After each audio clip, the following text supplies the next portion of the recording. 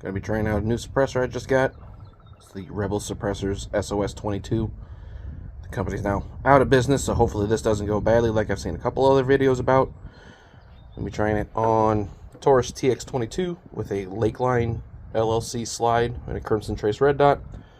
Then my 10.5-inch 22 SBR. Gonna be using some CCI standard velocity and Federal Auto Match. So I picked up the suppressor on Gunbroker. They had a deal for 2 of them that was less than $100 a piece. I had a friend who was looking to get into suppressors, wanted to get a 22 caliber one, so I decided, screw it, I'll take the other one. So this is what it looks like. It's basically just hollow empty tube, and it's got 2 of these that have a baffle, and then again hollow empty tube, and then the end cap looks like this, another kind of a baffle. These were both used suppressors, so there's already some residue on them, but then I would say probably less than 50 rounds were fired off of this thing.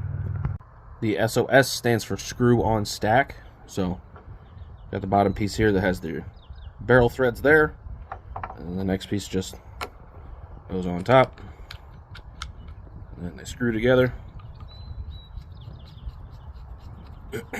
So technically you've got 3 lengths here. I'm going to try out all 3 lengths on both the pistol and the SBR, see how they all sound. Alright, we're going to try it first on the TX-22 in the shortest configuration. I'm sure this is going to be real loud and I'm going to regret not wearing my earplugs, but let's try it out. Oh yeah, that's still plenty loud. I think that's about enough of that. Forgot to mention, for the pistol I'm going to be using the Federal Auto Match because no matter what, that's always subsonic out of that.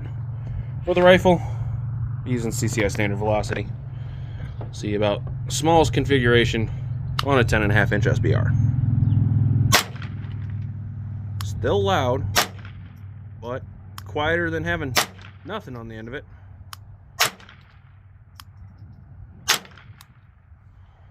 Let's add on another stack. Alright, let's try it with 2 baffles on there now. See how that sounds. Definitely quieter. Not as quiet as my other 22 can, but definitely better than having nothing, and better than having 1 baffle. Alright, on the TX-22 with 2 baffles. Still plenty loud. But it is, again, better than nothing. And full size, all 3 baffles in there and the end cap. Quiet as it's been. That is definitely tolerable. Less than $100, I can deal with that.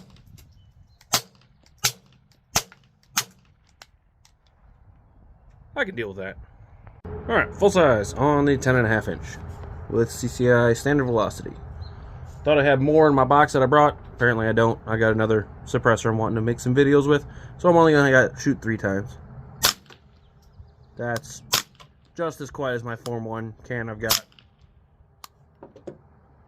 Yeah, I don't know why someone wouldn't have wanted this. I've heard some other videos, seen some other videos of people getting end cap strikes. So far I've been taking it apart after every little shooting bit that I've done here. I haven't had any issues with it. Doesn't mean it doesn't happen, but just something to be aware of. One thing I did find out just playing with this thing a couple days ago, this end cap, this end baffle, is actually just kind of pressed into this threaded portion. I think I'm going to end up getting either some red Loctite or maybe some Loctite flange sealant and just kind of stick these 2 together permanently so that that thing doesn't come off inside of the suppressor and then end up blowing off the end of it. But other than that, I like it. It's not as good as my other Form 1 can or even my Integral that I've got another video about. Not a bad way to spend $100, I'd say.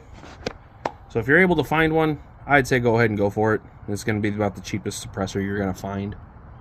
Still fun, still makes it quieter. It'll be a fun little squirrel hunting suppressor, that's for sure.